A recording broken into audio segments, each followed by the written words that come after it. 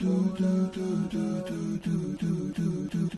Mazimba, I'm back again, and today we'll be talking about Zim Hip Hop, the stage of Zim Hip Hop. But first, I'll be sharing with you my personal journey with hip hop, rap music in Zimbabwe.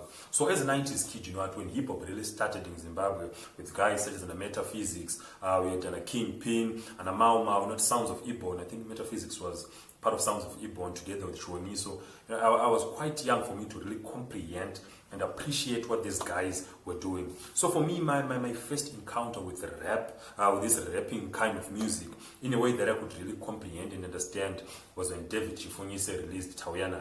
That was a massive, massive track. And then he followed that up with Sarudzai, another very, very solid track. And then my next encounter was with Leonard Mapfumo when Seiko was released. From then I thought, okay, I like this kind of style. I like this kind of music. But the real moment I fell in love with hip hop, with this, Panganya so pinned into this hip hop kind of game. I think it was during it was Miss Zimbabwe, I'm not sure, but it was this sort of ceremony live on TV, and I was watching, and XQ was performing.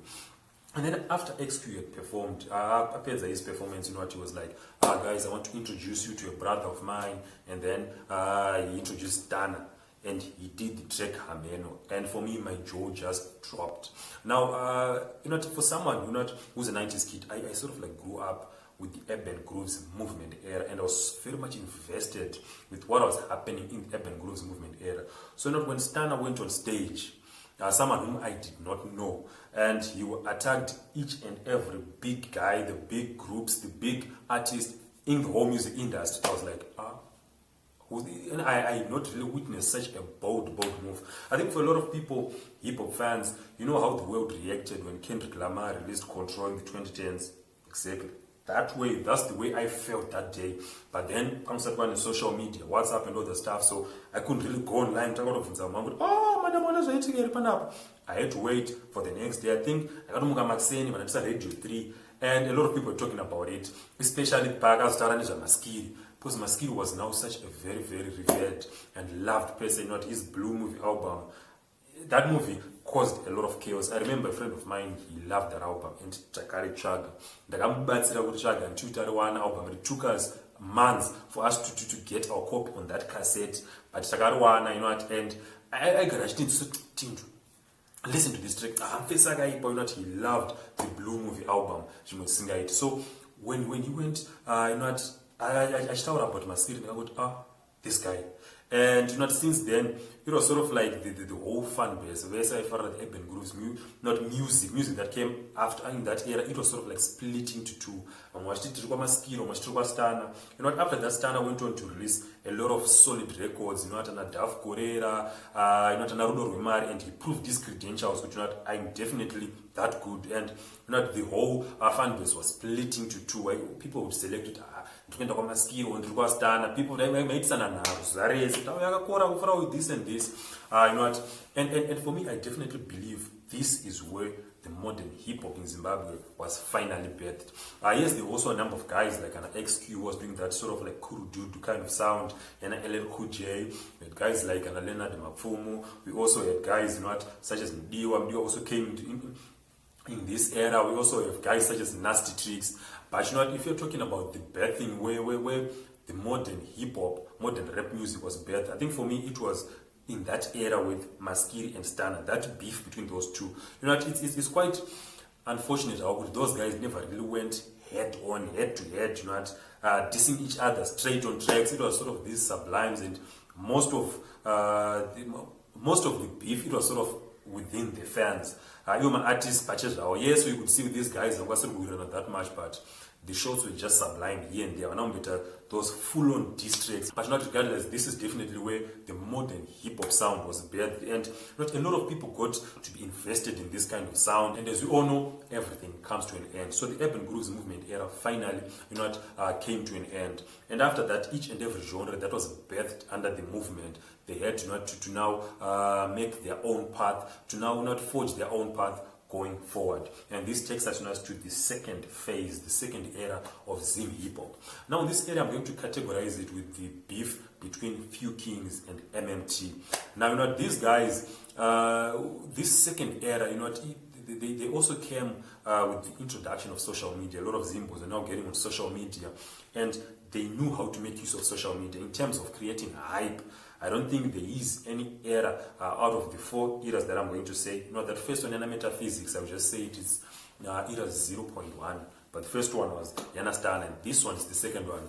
And these guys, they knew how to create hype. They knew how to move the fans on social media. Whenever they were going to drop something, if you were on social media, you would not miss it. You would know it. They knew how to move people. Now, also in this second phase, I definitely feel hip-hop as the genre as a whole, it sort of like took a step back. These guys made a couple of costly mistakes, if I would say, that sort of like took the genre a step back. Now, one of the biggest mistakes that they did was that when these guys came onto the crowd, when these guys came onto the front, what they wanted to do first was distance themselves from anyone, anything that resembled hip-hop in the urban grooves movement era. I don't know, urban grooves, I see hip-hop, that's not hip-hop. And I remember this is where the Zim Hip Hop Awards sort of like started, and they would lobby, they would complain, they wanted to remove Stana, Skiri, XQ, anyway in the Zim hip hop categories. But no, these guys, they sang urban grooves, hip hop. So they wanted so much to distance themselves from the guys who paved the way before them. Instead of working with them, taking the baton stick from them, they just wanted to completely erase them. So if you're someone who sort of like started listening to hip hop in that era, you'd be made to think those are the first guys who were hip hop in Zimbabwe. Now the second decision, because these guys, they sort of wanted to distance themselves so much from urban grooves, they changed the sound. In urban grooves were sort of like the young guys, they found a sound that was distinctly and uniquely Zimbabwean. Our sound, the sound that a lot of people could relate to. They just took genres hip hop before, they used to Sungura and stuff, but they made their own fusion, they made their own sounds to create a new urban sound. Now when these guys came to hip hop, we don't sing urban grooves. So they wanted now to make the real hip hop, that hip hop which is in line with music that was coming from the States. And because of that, we get to see there started to be a disconnect between the fans and the artist. And despite this, some of the artists here having some limited success, the genre as a whole, it took a hit in terms of the image. That's why you start hearing the particular complain, many people complain, hip hop guys, they sing music which is fake, they sing the lives that they don't live. It's because these guys now, they sort of like abandoned a sound that was already loved by a lot of people, and they just switched it to a sound, okay, this is the real hip-hop. So that was quite a wrong move. And also in this era, that's where we got the North of Samora, South of Samora beef. And that is one of those things that led to the Few Kings and MMT, because Few Kings was sort of like the North of Samora guys, 10 Diamond, Tech Fizo, Junior Brown, yes, Jakangari, south of Samora, but sort of like added that ghetto flavor in the group.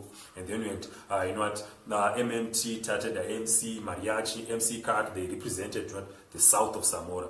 So I have to say, in overall, there were some positives from this era. We had guys like Anasinic, they came out through this era, and right now is definitely one of the most respected in the whole music industry.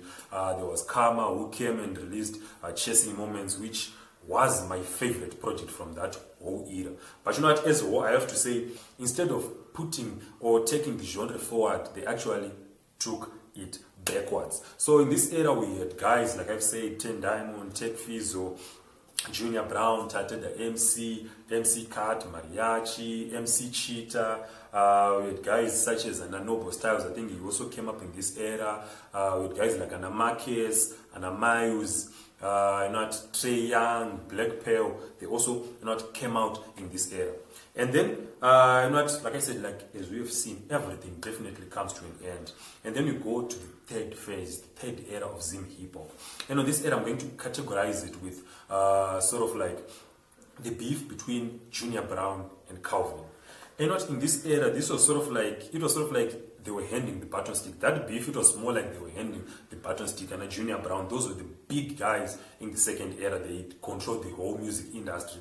Whenever they were releasing a song, everyone had to listen. But now, there came along someone from Bulawayo, that Luveve boy, Calvin, and not his music was sort of rooted in the people. His music was relatable to the people in his community, and those people, they were lifting him up, and he definitely came and challenged the status quo that was there in the hip-hop sector at that moment. And that is a lot of people. So those guys are variable, guys like Bigotten Son, those guys like Anna Junior Brown, you definitely feel threatened. But if someone comes and is threatening to take the top throne from, in the genre you were dominating for quite a number of years. So these guys, they went head on. But you know what? That was like the last kicks of a dying horse, because from that moment onwards, it seems as if everyone from the second era, they sort of like just quieted down. Not simultaneous, I don't know words and other guys, and all of them, they just went under in various ways. Some tried, okay, we're going to release this album, I'm going to do this, but it never stuck. And then now the Luveve boy, when he came, he sort of like brought back the sort of consciousness, that sort of relatability to music. Now people, it was now singing about things that a lot of people could relate to, a lot of people could understand, and a lot of people not from Luveve, where he came from Bulawayo, they could relate to his music, because he was not trying to sound American. He made music that was distinctly from Bulawayo. So a lot of people love that. And we in this era, we get to see a lot of artists, that consciousness, it started to come back. They started going back to the roots, to the drawing board. But you know what? In the second phase, a lot of people complaining that hip-hop artists, they are not real. They are singing things, they are singing, about fake life. So these guys, they sort of like corrected those wrongs. They started singing music that a lot of people could understand. And in this phase, that's where you get guys such as Anna Calvin, like I've mentioned. You get guys such as Takura, guys such as T-Gones, guys such as Shaki, who later renamed to Sokoma Temai. With guys such as Taukumuni, with guys such as like Jeezy. Like Jeezy was there in the Urban Groups era as part of the group Trinity. But I think as a solo artist, he really made strides in this phase with guys such as an ASF. And for me, I have to say, this is where these guys, they really took hip-hop back onto the right track. And for me personally, I believe in this era, we got some of the finest projects from hip-hop, I think, to date. Takura released his EP, his first EP, is it Stripped EP? That was a very, very solid EP. It shook the ground. A lot of people loved that album. You definitely had to take notice. It was very good.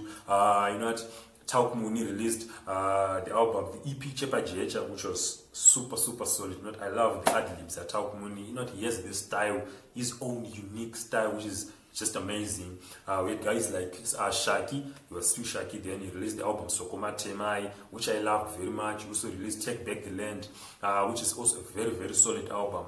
And then we go to my favorite, I think, hip-hop project to date, from Zimbabwe, Vantange Muzwa Hip Hop. This has been my favorite, and that is King's Villa 2 by ASF. It's just a fantastic, fantastic project. Go and listen to King's Villa. It's a classic. It's an amazing, amazing project. And for me, to date, it's still my favorite project when it comes to local hip-hop. He then also went on to release, the People's Rapper, which is also another very, very solid project. But that King's Villa 2 is just extra special. I remember when I was doing a review for that album, a friend of mine, a collaborator, was just like, dude, there's this guy called Asef. Listen to him. There's this series again on King's Villa. He just released the second one. Please listen to him. And I opened and thought, and I was blown away. I've never been excited about doing a review like I did on that. When I did the review of King's Villa 2, I remember the review, I had to restart. No, I'm not doing justice to this album. This is just a fantastic, fantastic project. Definitely my best hip-hop project to date. So you can see it in this third phase, hip-hop, it definitely got back in the right direction. The consciousness returned to music. They started singing music that a lot of people could understand. And this is when we started seeing hip-hop creating a culture, a hip-hop culture, arising in Zimbabwe. Because for each and every music, for it to dominate, you need to impart your culture on the people. Look, when Sungura was the top genre, there was a way of dressing. You see it. And when Dancehall was at its peak, also you could pick without even talking to someone, but this person loves dancehall because it had its own culture, its own words, its own lingo, its way of dressing. And in this third phase, I think when hip hop was steered back into the right direction, we started seeing okay, I think there is something that is brewing underneath. There is a certain culture. Yes, hip hop was not yet as big, but these guys were moving in the right direction, and they were moving very, very fast. And now that takes us to the last phase, which is the fourth phase, which I believe we are currently in. And in this phase, I think I'll talk about the beef between Wally 10 and Enzo Aishao. Now this beef, comparing to all the other beefs, and I remember when I showed the script to a friend of mine, I was like, that beef from my side, no. Can you put the one Rajiz in a Noble Styles? That one was a proper beef. Yes, I accept. That one was a proper hip hop beef. But this one, I chose it because it definitely signifies a certain era, and it signifies something. Dancehall has sort of reached this sort of plateau. Dancehall was at its peak, I think, the whole 2010s. No one could come close to dancehall, but right now they've reached a plateau. And at the level they are, it is now the best option. It was now the best time for any other genre, to take over from dancehall. And I did a Sungura video before. I think scroll back to previous videos, and I said Sungura is definitely, I think it edges ahead in terms of the genres that may replace, dancehall as being the top genre in the country. But again, hip hop is very, very close. And this beef, it sort of like shows that Kuti, Holy 10 and Enzo Aishao, they went head on. And not looking like Enzo Aishao is definitely one of the biggest among those new crop of, not of Zim dancehall. Holy 10 is also one of the biggest among the new crop, not of Zim Hip Hop. And the fans, they sort of like split in half, which is something which could not have happened any time during the 2010s, which if a hip hop artist was to go against Soldier Love, Say Colors, or Freeman or Winky D, they were going to be annihilated, they were going to be destroyed, utterly destroyed. But now this just shows that hip hop is now at a standing whereby they now have a lot of backing. Their fans are ready to stand for them. Those people, I mean, are Wallington with Iowa, in terms of the views and all of the metrics that you can calculate, hip hop definitely stood up to Zim dancehall. And that is something that just shows you, okay, hip hop is definitely on the right move. Now, in this last phase, this fourth phase here, Zim Hip Hop, I have to say, the genre is now expanding way more. We are getting to see many variations of hip hop. We have trap, Sungura, yana Tanto Wave. We have Drill, Votes, JT. And if you like, that lyrical mastery, there are guys like Michael Mufunde, guys like Django Loco. But if you like that trap, that pop, kind of hip hop, that's where you get guys such as Holy 10. So hip hop, as a whole, it is sort of like expanded. And also, this phase, they sort of like, they're just feathering what the guys from the last phase were doing. They're not sort of like trying to eliminate them, but they are working closely together with them. And because of that, we're starting to see quite a lot of diverse sounds coming out of hip hop. And the culture is growing now at a way faster rate. Right now, you get to hear Zim Hip Hop in spots, in places where you would not have had it anytime, anywhere before. Okay, in the downtown, okay, in some of the the hangout spots, or in some of shops, those guys in Ambari, high fridzi, chipisa kumbudzi. You start hearing some hip hop tracks being played in some of the shops, and that was something that you could not say that in the past, maybe 5 to 10 years back. And this just shows that hip hop has now come a long way, and also the culture is now way more evident. There is now a way of talking that you can see, okay, this person, I think they're a fan of Zim Hip Hop. Their culture is now much more evident. And I definitely feel that if they continue at this rate, they definitely can give Sungura a run for its money, on surpassing dancehall as being the top genre in the country. And definitely I'm absolutely rooting for hip hop, because Sungura yakamotonga, he had decades.